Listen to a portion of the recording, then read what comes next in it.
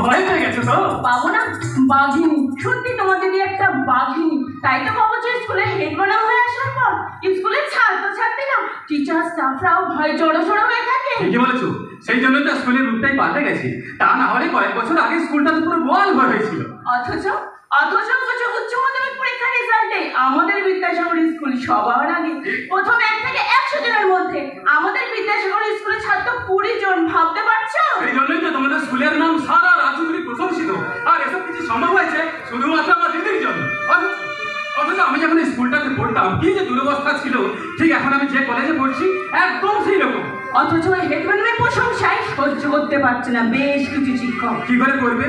আমার দিদি স্কুলে আসার পর থেকে অনেক শিক্ষক কানে হেডফোন নিয়ে ক্লাস করতে পারছেন না, সময় মতো স্কুলে আলোচনা করছে। আসলে সব শিক্ষক তো ভালো না। যেমন যোগ্য শিক্ষক আছে তেমন আছে, আর সেই সব অযোগ্য শিক্ষকের জন্য আজকে স্কুলে দুর্দশা। তাই তো